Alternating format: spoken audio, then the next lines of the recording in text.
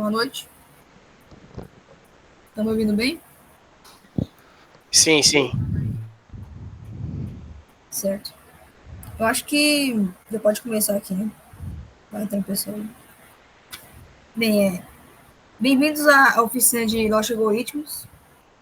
Meu nome é Maria Eduarda Massa, né? Eu sou do curso de Engenharia de Computação, a turma 2021.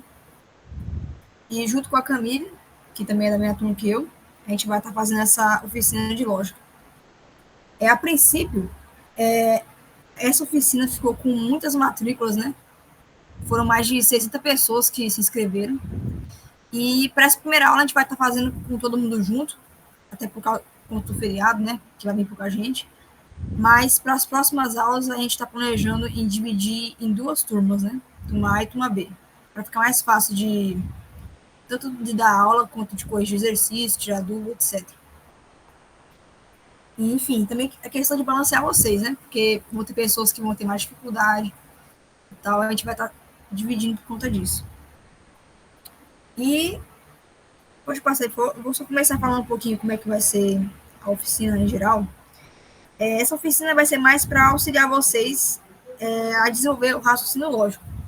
Questão de vocês desenvolverem habilidades para poder solucionar problemas, né, em lógica, que vai ser muito importante no futuro quando vocês forem aprender uma linguagem de programação. Não sei se alguém aqui já programa alguma coisa. Todas as sextas-feiras a gente vai dar aula. Quando acontecer um imprevisto, a gente vai tentar avisar com antecedência, mas a princípio é toda sexta. A gente vai tentar fazer, sempre deixar exercícios de fixação para vocês estarem resolvendo durante a semana. E também no final das aulas, a gente vai deixar um espaço aberto para tirar dúvida, né? Geralmente a gente prefere que durante a aula vocês deixem a gente falar, né, e tal, e deixem as dúvidas para depois, que fica melhor para a gente não ficar perdendo muito tempo durante a aula, né? Que a gente só tem uma hora de aula. Aí no final das aulas a gente vai estar disponibilizando esse tempo para poder tirar dúvida. Pode passar.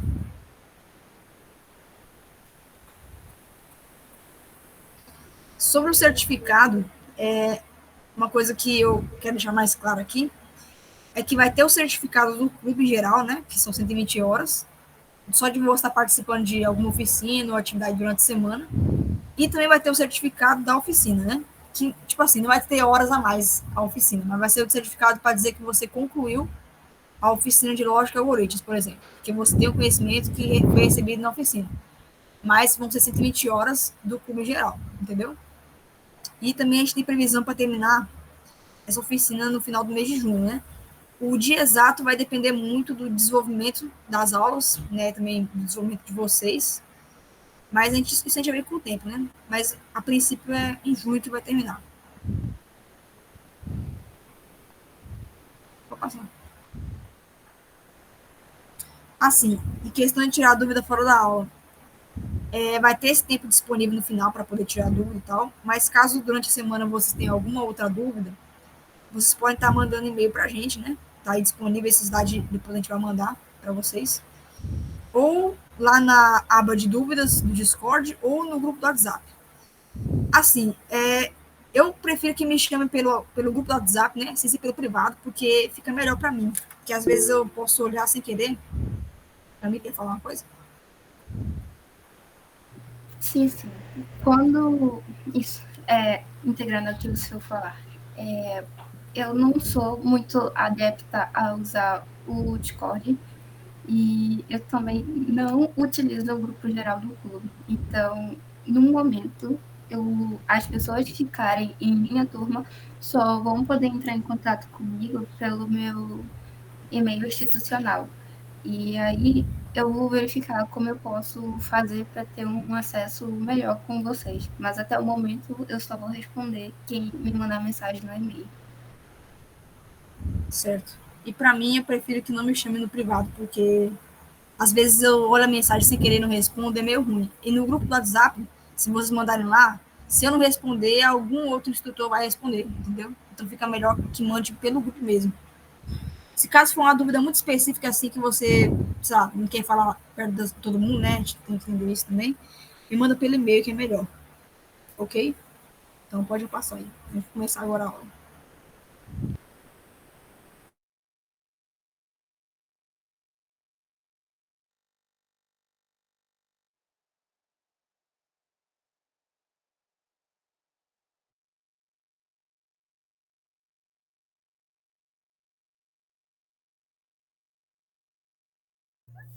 Antes de tudo, né, a gente vai entender o que é a lógica, que na programação ela é de suma importância, porque todo código vai se basear na lógica de desenvolvimento dele. Logo, também se baseia na sua lógica, porque é você que vai desenvolvê-lo.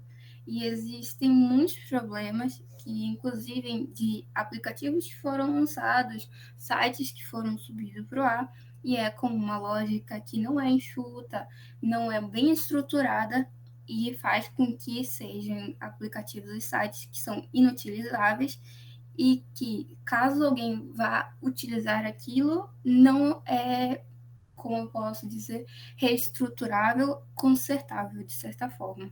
Então, a gente vai conceituar bem o que é lógica para vocês, para, a partir disso, vocês entenderem como se aplica a lógica dentro de um algoritmo. Aqui, o que é lógica? A lógica é a ciência que estuda as formas do pensamento. O pensamento pode ser expresso através de fala ou texto escrito, e em diversos idiomas. O que seria a lógica, principalmente? Principalmente lógica matemática. Bhaskara é Bhaskara em todos os lugares, em todos os idiomas. E não importa qual alfabeto você utilize, ela ainda vai ter a mesma estrutura, porque aquilo é uma lógica básica. E isso se segue para muitas coisas. Quando a gente for estudar outras estruturas dentro da programação, vocês vão observar que as estruturas lógicas são sempre muito parecidas. Então, você entendendo como essa estrutura funciona, fica muito mais fácil de você aprender novas linguagens, porque já vai ser uma percepção natural para você. E é algo que você não necessariamente precisa olhar e, eu sei Swift, eu sei C, eu sei um pseudocódigo. Você não precisa disso, porque quando você olhar aquilo, você vai saber a estrutura básica e já vai entender o que é. Você já vai ter percepção do que é isso. No entanto, sempre prestando atenção, porque seguindo uma lógica errônea, você vai tender a falhas. E falhas podem gerar um grande custo, seja de tempo, seja de dinheiro ou muitas outras coisas, ainda mais dependendo da sua área.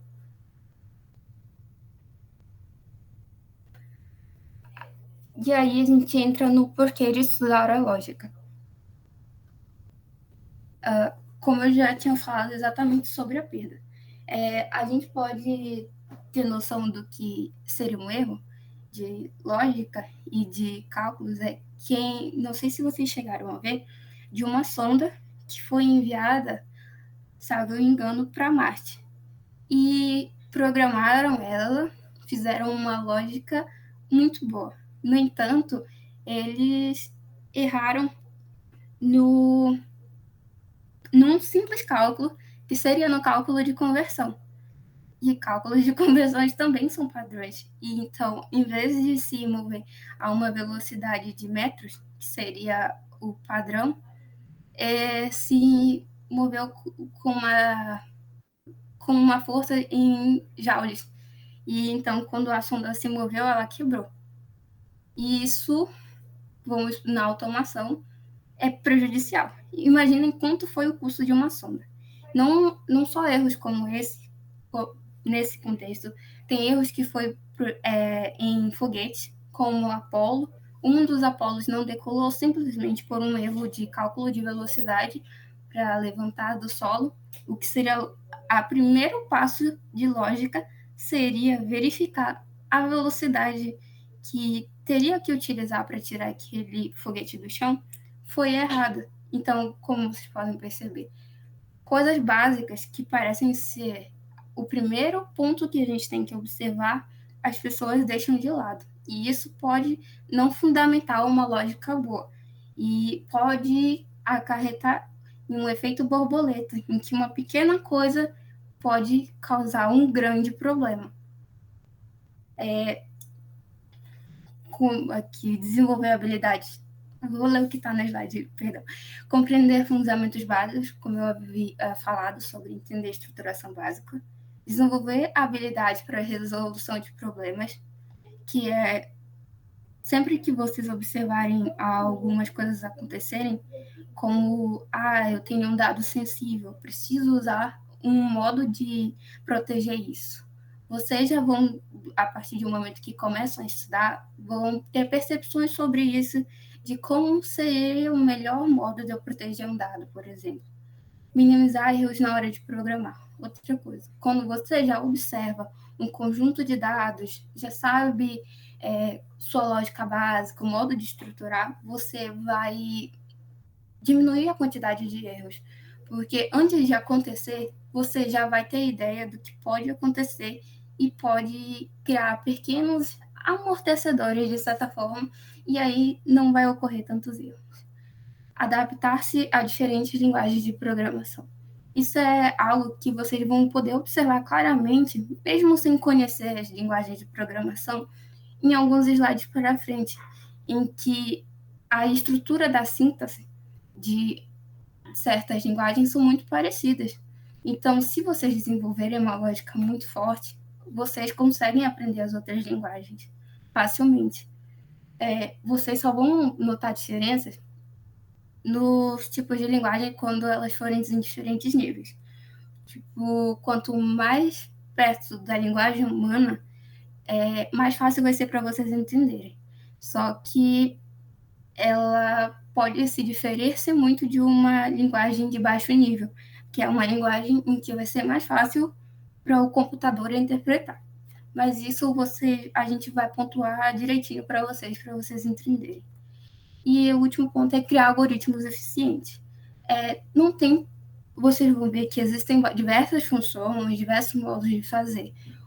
E tem pessoas que, quando não se estruturam bem, desenvolvem códigos enormes de 30 linhas, sendo que existem, às vezes, funções ou importações que você pode fazer e você resolve o problema em 5 linhas. Então, você precisa aprender a observar e desenvolver uma lógica forte para esses tipos de coisa não acontecerem, porque quanto mais linhas, menos eficiente é o seu código, porque maior vai ser o tempo de processamento dele.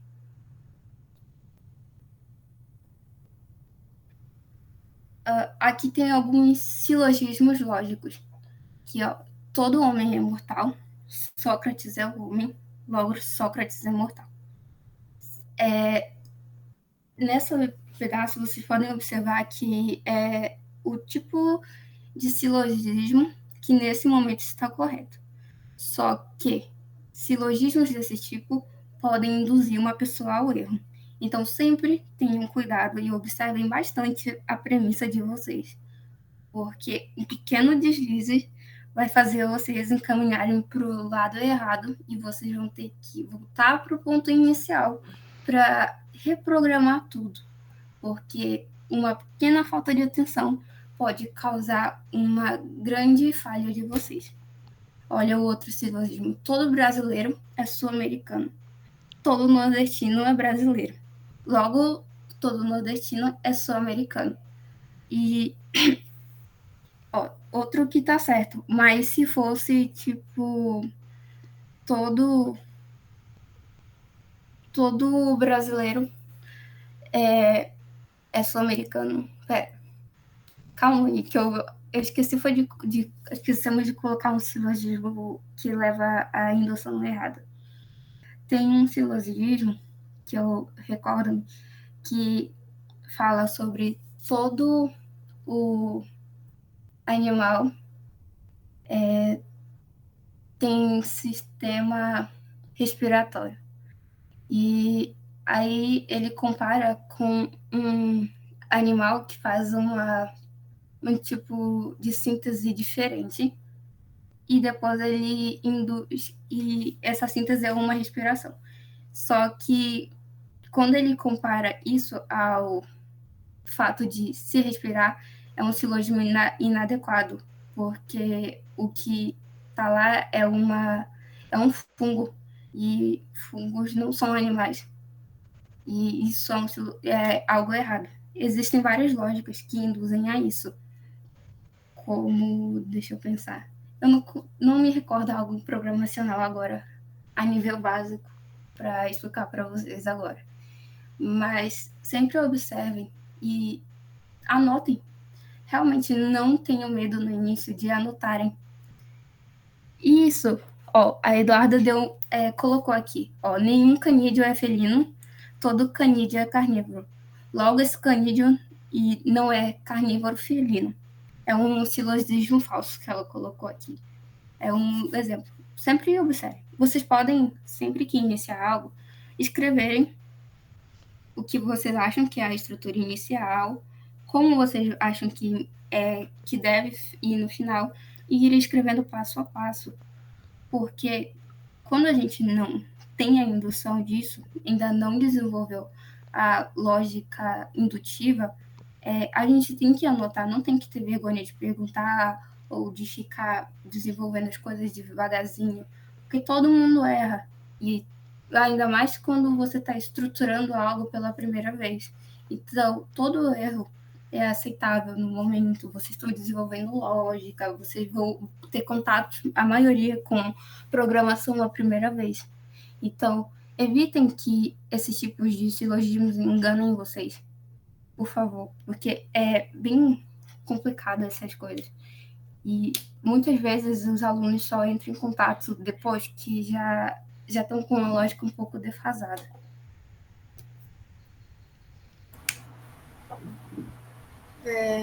Bem, e entendendo a lógica, a gente vai agora entender o que é o algoritmo. Bem, o algoritmo é basicamente uma maneira da gente representar problemas seguindo passo a passo, uma solução para problemas seguindo passo a passo. Várias coisas no seu dia a dia podem representar algoritmos. Literalmente, qualquer coisa que você pode fazer seguindo passo a passo e determinadas regras que a gente vai mostrar, pode ser um algoritmo. Passa o slide para gente. Aí está dizendo assim, que no nosso dia a dia realizamos geralmente determinados procedimentos para resolver alguma situação. No caso, se tiver um problema, a resolução para esse problema vai ser um algoritmo. Passa.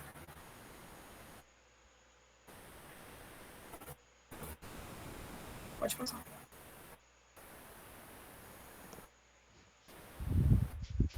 As características do algoritmo é o seguinte: ele precisa ter um fim, ele não pode dar margem para dupla interpretação e ele tem que ser efetivo.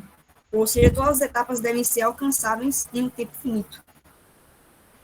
Então, por exemplo, se a gente tiver um problema que é o seguinte, que acho que está no próximo slide esse problema, que é o problema de trocar um pneu furado de um carro.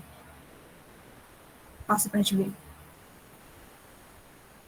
Esse problema é trocar o pneu furado do carro. E a sequência que a gente vai seguir, o passo a passo de instruções: levantar o carro com o macaco, remover o parafuso da roda, retirar o pneu, colocar o pneu reserva, parafusar a roda, abaixar o macaco.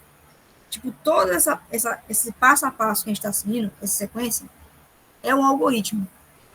É basicamente qualquer coisa que você consegue fazer isso. Tipo, uma receita de bolo, né? Se você tiver uma receita de bolo, vai ser um algoritmo. Um guia para chegar a um certo lugar também. Um passo a passo de uma rotina diária. Várias coisas são exemplos de algoritmos. Pode passar.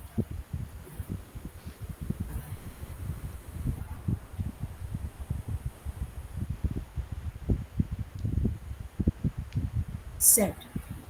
Vamos ver aqui um exemplo, para a gente fazer um exercício, de como a gente pode fazer isso. Tem muita gente que acha meio assim, até no começo a gente botou uma slide falando por que estuda lógica. E tem por que a gente faz algoritmo dessa maneira antes de ver programação. É uma coisa interessante de falar, porque muitas vezes você pode achar que está aprendendo, pode até achar que aprendeu uma linguagem de programação, mas você só está acostumado a ver várias funções no dia a dia. Mas se você for para criar um problema do zero, às vezes você não consegue sair do lugar, porque você não conseguiu entender o conceito básico de algoritmo. Então, por exemplo, nesse problema, um homem precisava atravessar um rio. um barco que possui capacidade apenas para carregar ele mesmo e mais uma de 2 cargas, que são um lobo, um bode e um maço de alfafa, que é tipo um vegetal aí. Bem, como é que a gente poderia resolver esse problema? Uma solução válida seria primeiro atravessar com o bode, né? No caso, o homem, o bode no barco, deixar o bode do outro lado, voltar com o barco, atravessar a alfafa, trazer o bode de volta, porque se você deixar a alfafa junto com o bode vai comer a alfafa. Quando estiver voltando, você deixa o bode lá, pega o lobo, atravessa do outro lado. No caso, o lobo não vai comer a alfafa. Volta com o barco, atravessa o bode para o outro lado. Aí você tem já todos os objetos que você devia ter do outro lado do rio. Sem que aconteça nenhum problema no meio. Tipo, ou o bode comeu a alfafa, ou o lobo comeu o bode, por exemplo. Isso é um exemplo de algoritmo, de resolução de algoritmo. E não existe só essa maneira de a gente representar eles, com o texto, por exemplo. Passo o slide para mim, por favor. Vou passar. Existem várias maneiras de a gente representar, seja como texto, como a gente fez agora, né? No caso, esse seria outro problema de trocar a lâmpada. Tem a gente representar com fluxogramas, que é algo mais complexo, né? Que a gente não vai estar tratando hoje, porque existem várias regras para poder se criar um fluxograma. É mais uma coisa bem interessante para a gente ver depois. Certo. E a gente vai ver também como é que o computador entende a informação agora. Tipo, quando a gente fazer a função, tipo, depois de passar do algoritmo, a gente vai começar a criar uma linguagem chamada Portugal, que não é uma linguagem de programação, é um pseudocódigo. E para isso, a gente vai precisar que o compilador entenda o que está acontecendo. Geralmente, o compilador ele vai fazer o seguinte, ele entende só 2 informações, que é ligado e desligado. No caso do sistema binário, que representa o bit 0 e 1, a gente vai ter o seguinte, um conjunto de 8 bits, que é como se fosse 8 lâmpadas, vamos falar assim, né? Porque lâmpada tem 2 estados, né? O estado de ligado e o estado de desligado. E esses 8 bits em conjunto vão representar um byte. Né? Você não precisa entender exatamente como é que funciona isso aqui é só para dar um contexto em geral mesmo. Pode passar. Certo. O compilador ele conversa em linguagem binária, vamos falar assim. Né? E as pessoas conversam em linguagem humana. Uma maneira da gente... Tipo, o código que a gente vai estar fazendo, ele vai estar escrito em linguagem humana. Uma linguagem que fica mais fácil da gente entender. Que é o nível de abstração que a gente fala. Que é uma coisa que está mais próxima à linguagem das pessoas. E a linguagem do computador é a linguagem de máquina, que a gente chama que é uma linguagem de nível mais baixo. É a maneira de você estar convertendo a linguagem humana para a linguagem de máquina é usando um compilador. Ele que faz essa transformação de linguagem humana para binário. E isso é uma maneira, tipo assim, no começo as pessoas realmente tinham que programar em binário. E depois foi criando as linguagens de programação para poder substituir isso. Para poder ficar mais fácil do que ter que criar tudo usando só 0 e 1. Imagine só como seria muito difícil fazer isso. E com o tempo foram criando várias linguagens, né? Uma delas foi o Assembly, que é uma linguagem mais de baixo nível. Depois do Assembly veio outras linguagens, como C, acho que tem um slide falando algum exemplo de algumas linguagens aí. Pode pôr.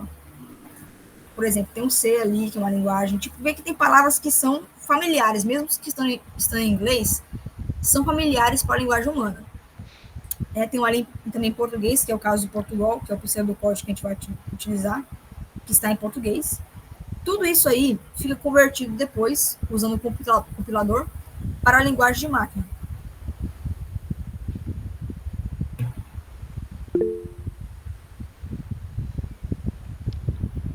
O que eu estava falando para vocês antes, justamente sobre entender a estrutura lógica de algo e, inclusive, das próprias linguagens, vocês observam só nessa imagem, em que, por exemplo, o Fortran e o Portugal.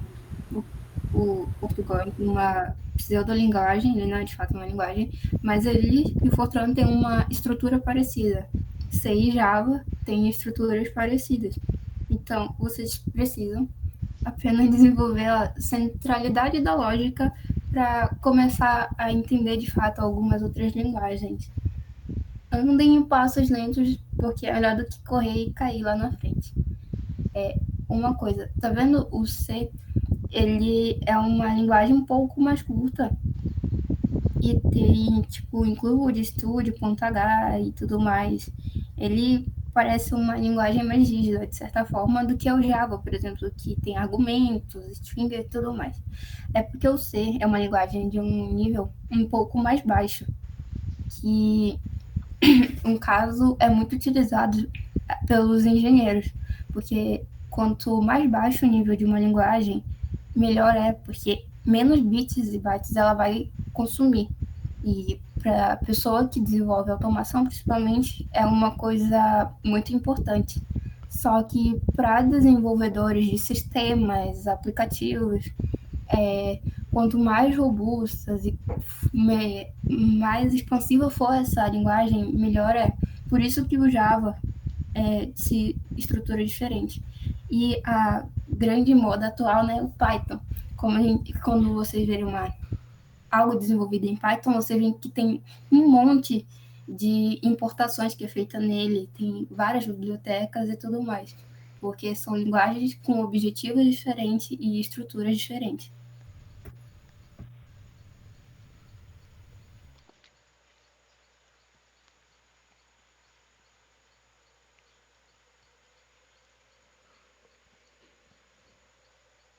Sim, Juan, quanto mais baixo é o nível de linguagem, é mais perto do computador.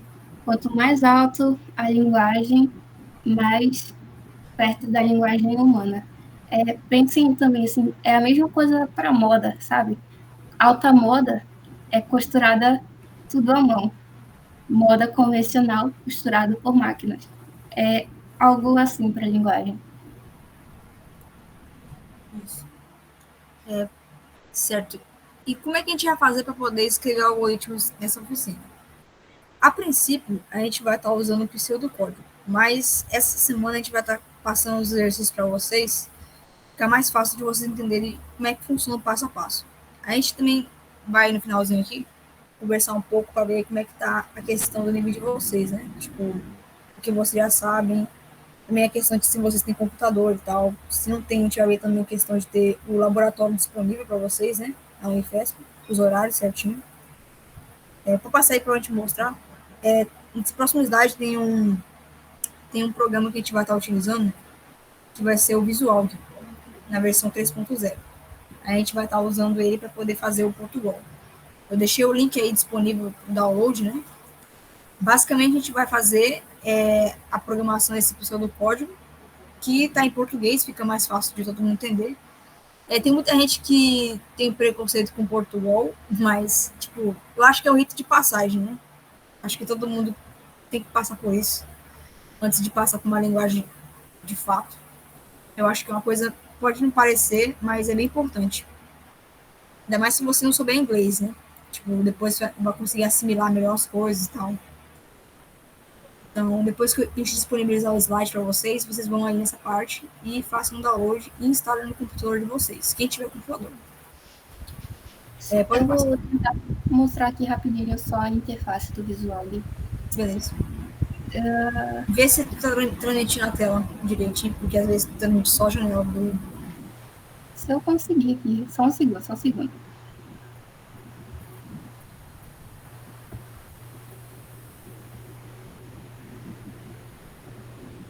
Não tá indo.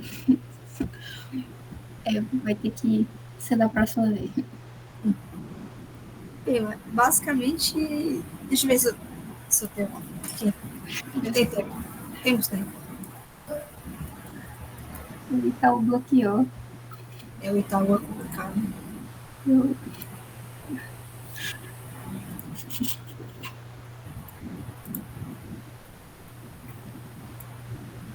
É bem básico mesmo o Portugal. Ele é para aprender o básico no básico. As pessoas não gostam de utilizar ele e ir direto para o código. Só que a gente imagina que é melhor vocês treinarem as estruturas e aprenderem a desenvolver as coisas com uma linguagem fácil para vocês e depois vocês comecem a ter contato com linguagens de fato, porque o contato direto com linguagens pode atrapalhar muitas pessoas, ainda mais quem tem deficiência no inglês e que às vezes tem problemas até mesmo com matemática e essas coisas. Então a gente vai iniciar o pseudocódigo. E também a questão do pseudocódigo é uma linguagem, entre aspas, mais limpa, né? Não tem questão de chaves, né, que geralmente as linguagens têm, pode confundir muito o pessoal. E também no visual, é interessante, eu mandei um link aí da tela para vocês verem. Tem a área de variáveis, né? Onde vai mostrar como é que está funcionando. Isso é interessante também para poder vocês entenderem como é que funciona a questão das variáveis. Tipo, vai mostrar direitinho elas recebendo os valores, etc., com o decorrer do código de vocês. Eu botei no próximo slide aí um exemplo de pseudocódigo, só para eles verem mais ou menos. O visual é o. Perdão, Eduardo. O visual em casa, é como se fosse o app, e Portugal é a pseudolinguagem. Isso. Pode passar que no próximo tem um exemplo de algoritmo pseudocódigo. Que basicamente tem as áreas para poder. Que a gente vai explicar na próxima aula direitinho como é que funcionam as variáveis. A gente vai fazer tudo passo a passo para poder todo mundo entender e tal. Mas a princípio, o pseudocódigo ele vai dividir o seu código em áreas, né? Tipo, a área onde vai ter realmente o algoritmo e a área onde vai estar as variáveis que você vai estar armazenando as informações. E aí tem um exemplo, né? Aí esse exercício aí, eu não sei se a gente vai fazer agora com eles. Acho que a gente tem tempo, se você quiser. Ou se a gente deixa para casa.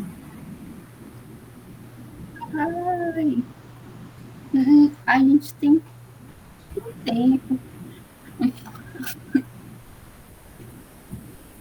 Então, beleza. Até o momento, vocês querem falar algo? Querem perguntar algo? Sim.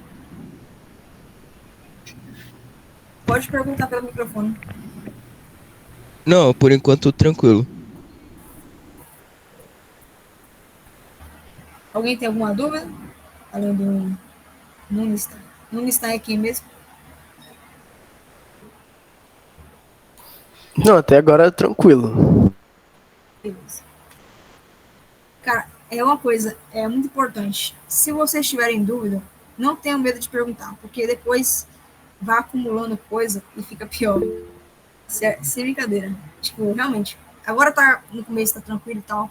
Mas com o tempo, tipo, se você tá com vergonha de perguntar aqui, pergunta no e-mail nosso. É importante. Assim, tipo, faz o exercício aí, Camila. Não Camila, Camila.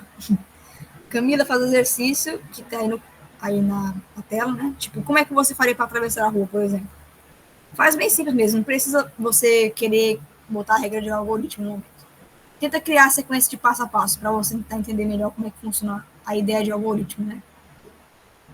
Tipo, todo mundo aí que puder fazer, faz. E a gente compartilha aqui uns com os outros.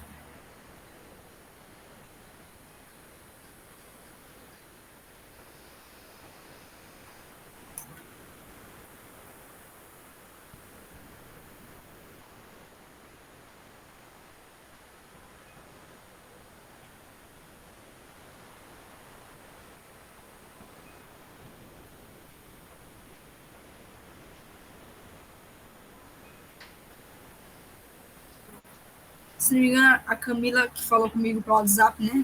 É você que tá sem computador, né? Você pode fazer no papel também, depois falar. Não tem problema. Aí, outra coisa. Fiquem até o final, porque a gente vai estar tirando print de quem veio para poder botar na chamada. Fala comigo. Aproveitem agora esse tempo para colocarem ou mandarem rapidinho para a gente quem não tem acesso a computador, por favor, que é para a gente conseguir ajudar vocês, sabe? Por agora. Não deixem para depois.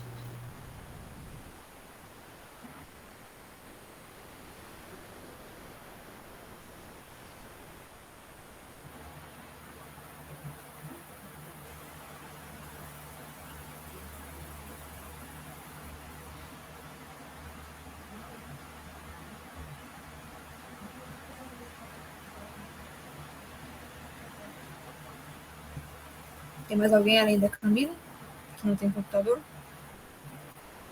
Emerson.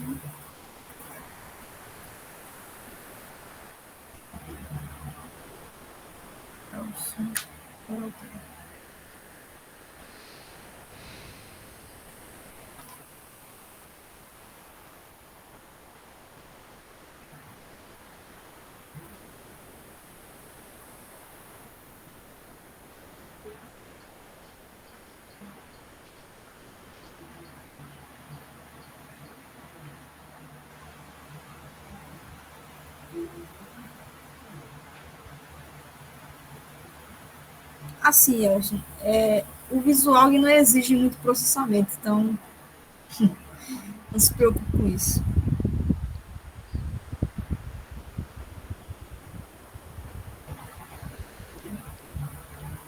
Só os 3?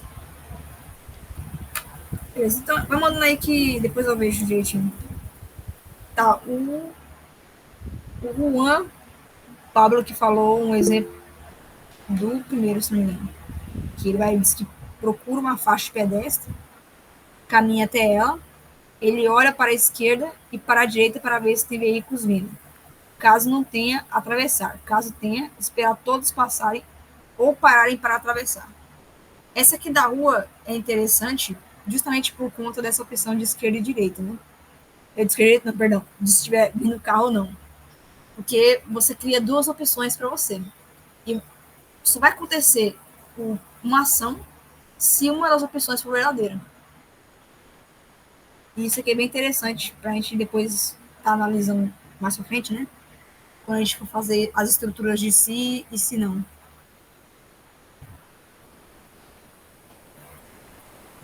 A Camila também falou aqui, ela olha para os lados, observa o semáforo, observa se não vem carro na minha direção, cruzo na faixa de pedestre e atravesso a rua. Também tem a questão de verificar uma opção é verdadeira ou não. Sim, famoso Fields.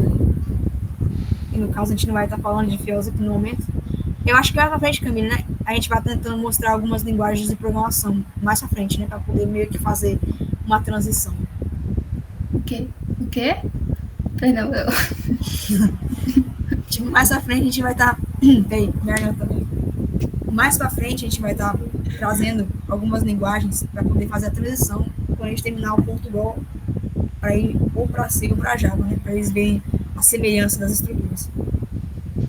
Isso. Dependendo do desempenho da turma, talvez a gente consiga mandar para a semana um exercício de cada linguagem. Aí aprende os 2 juntos.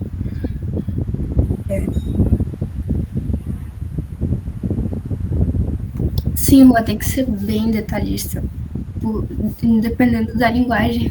Tipo, o Java é bem chatinho com estrutura lógica. Então, se você deixar assim um mínimo de coisa errada, ele vai se negar a funcionar, ele vai dizer que está dando erro numa linha assim, sei lá, linha 900, e o seu código tem 5 linhas, aí você vai... Que lugar que está errado? Não tem, sabe? Você tem que prestar bastante atenção. E, às vezes não é erro de lógica, às vezes também é erro de estruturação, de digitação, quer dizer, que é um ponto e vírgula, e vai dar erro. Vocês, por favor, tenham paciência.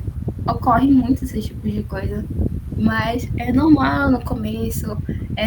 Até hoje a gente erra com isso, a gente está no 7º período e até hoje a gente erra coisa básica, porque todo mundo erra.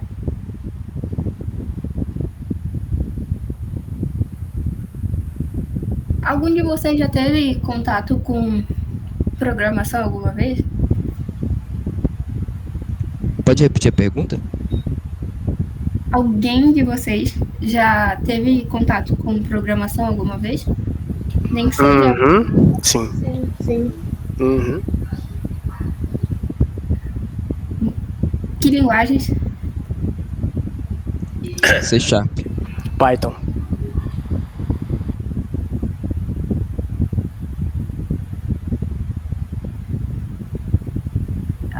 O C# é muito parecido com o C. não vai sentir tanta diferença, não. É coisa, assim, bem pouca. Agora, Python, olha, eu tenho um problema com Python, mas quem vem do Python para algumas outras linguagens, tipo o Java, às vezes tem um pouco de dificuldade. O Python é engraçado demais, tipo, é uma linguagem que está muito comum no mercado atualmente, por conta desses cursinhos que o povo vende, né? Tipo, realmente, o Python é uma linguagem muito fácil de aprender e tal. É bem mais simples que as outras, só que às vezes, dependendo da situação, você pode ficar limitado a resolver problemas, né? Em outras linguagens, porque você não entende como é que funciona uma certa estrutura, por exemplo.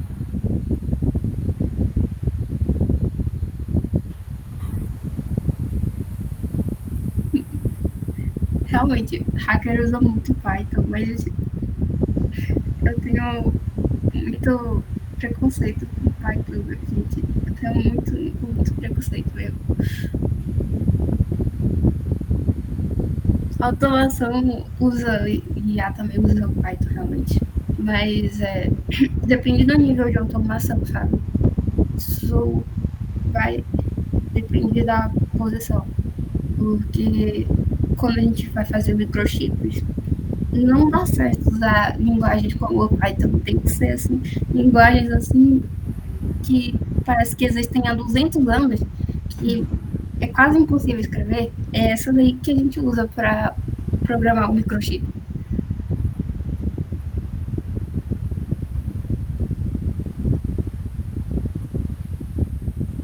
Uma coisa interessante também, tipo, questão de automação, né? Por exemplo, se você fazer programar em uma linguagem mais de baixo nível, né, como a gente estava falando, mais próxima à linguagem de máquina, tipo C, no caso C não é baixo nível, né? Mas é tipo Assembly, por exemplo, Assembly é baixo nível.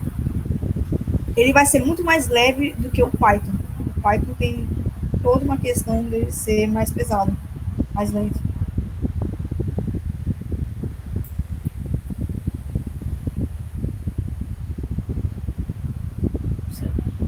Todo mundo tem vendo aí?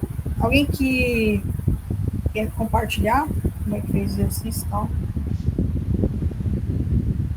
O pessoal tem que fazer o exercício, o pessoal tá só falando aí, mas o pessoal tem que fazer o exercício. Aqui quem fez foi só a Camila. Acho que o Juan também fez. O que mais? São os dois mesmo. Se alguém fez, eu não vi. A gente vai tentando deixar mais alguns exercícios para vocês fazerem durante a semana.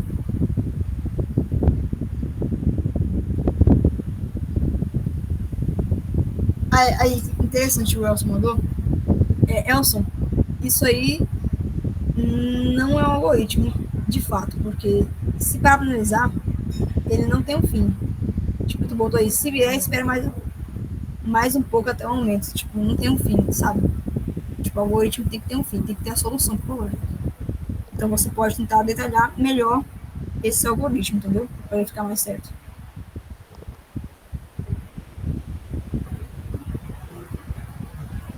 Tipo, porque fica muito, sei lá, tipo, até quanto tempo a pessoa vai esperar? Tipo, vamos ver como é que eu posso fazer isso aqui. Tipo, olha para os lados, né, por exemplo. Se tiver vindo o carro, eu espero até que não tenha mais carros passando, né? Se não, eu atravesso.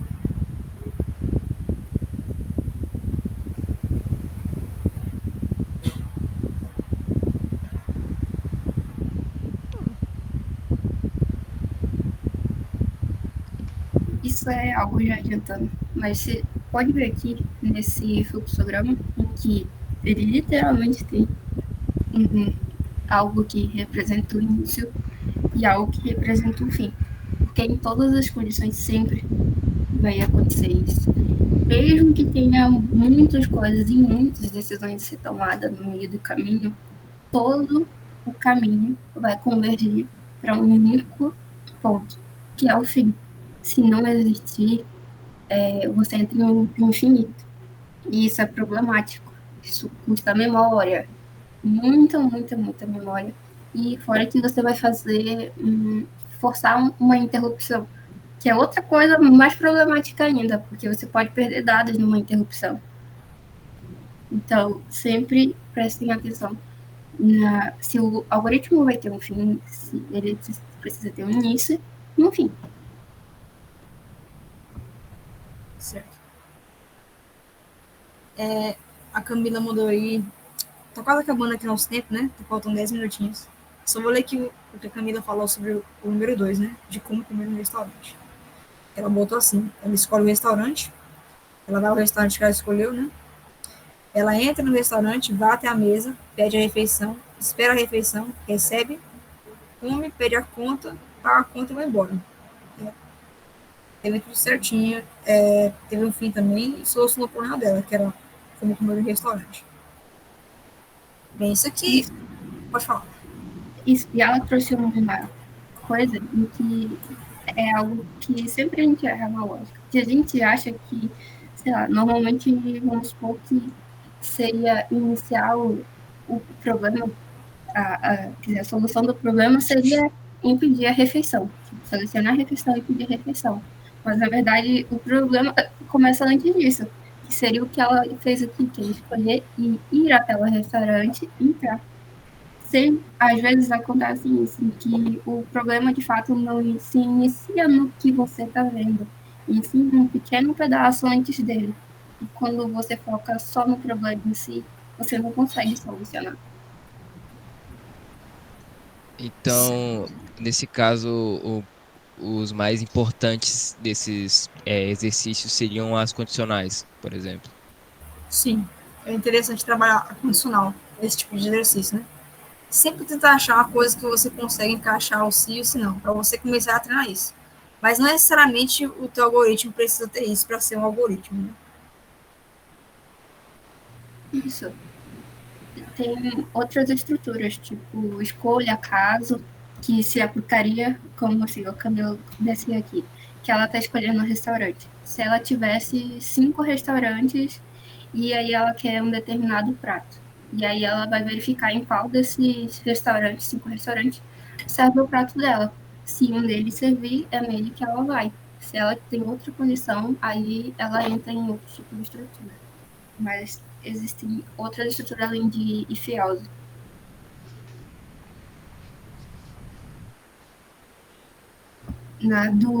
Deixa eu ver. Acho que foi a Camila também que citou o semáforo. No semáforo, a gente poderia encaixar uma estrutura de faça enquanto, que ela fazer seria ela esperar, e enquanto o semáforo estava fechado. E aí ela pararia de ficar fazendo o ato de esperar quando o semáforo abrisse. Tem várias estruturas que se encaixam sem a gente observar de fato. Então, cai em estruturas, mas nem sempre é só enfiando.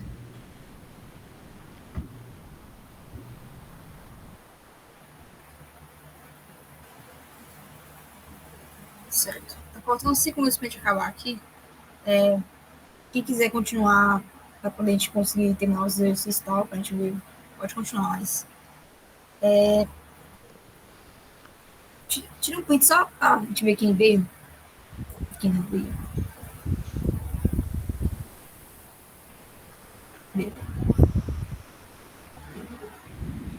Tem algumas pessoas que estão com e-mail pessoal. E aí não tem como a gente saber quem é. Ah, é? Tipo quem? Millie e Nunestein. Acho que são os dois que estão com o nome diferenciado. Só fala quem é aí que eu vou lembrar. Vou anotar, na verdade, porque eu não vou lembrar, não.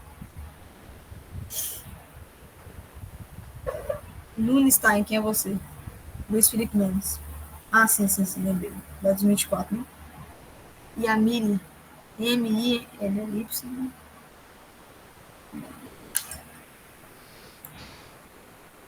Cara, eu te conheço em algum lugar, hein, Millie? O M? Acho que eu já te vi. Do SESI? Ah, sim. É do SESI, então. Lembro de você. Rapaz, você conhece muitas pessoas do SESI. Pois é, Você mora lá? não mais. Enfim.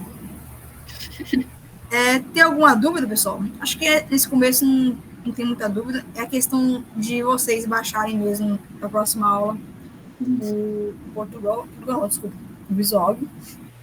E quem não tiver computador, eu anotei aqui o nome, eu vou estar tentando chamar lá no grupo, né?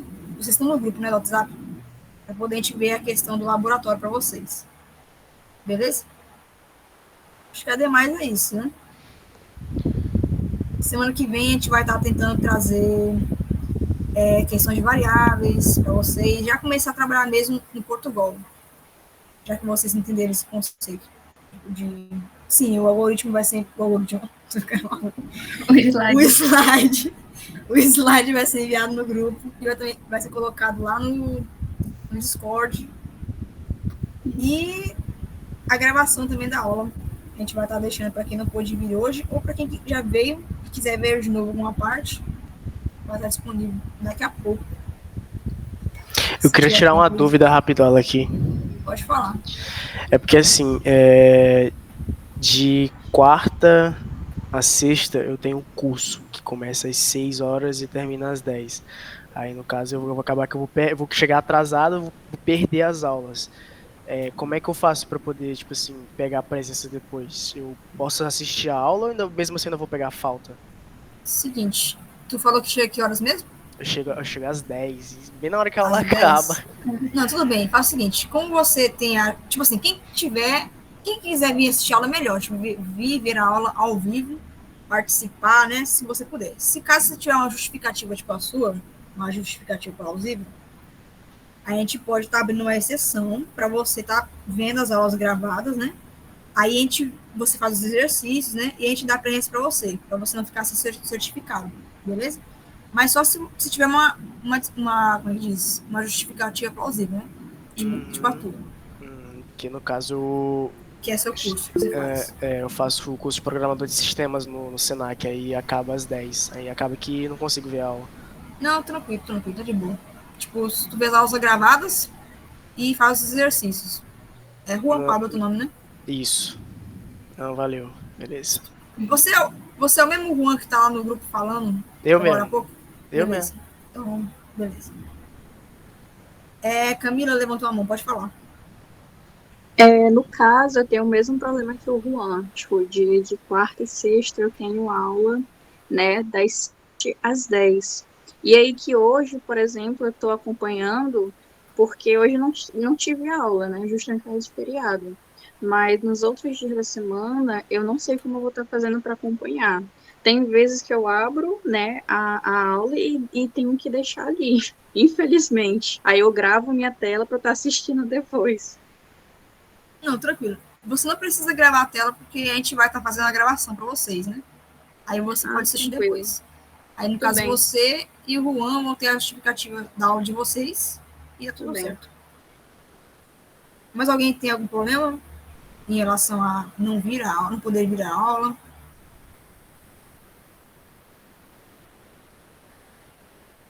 Não?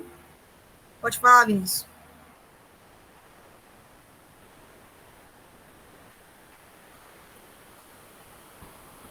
Nossa, agora que eu vi que é você, velho, deu um bug mental aqui. Tá bom, então. Então é isso. Podem sair. Valeu, professora. Valeu, pessoal. Boa noite. Parabéns pela aula, viu? Muito obrigada. De nada. Boa noite.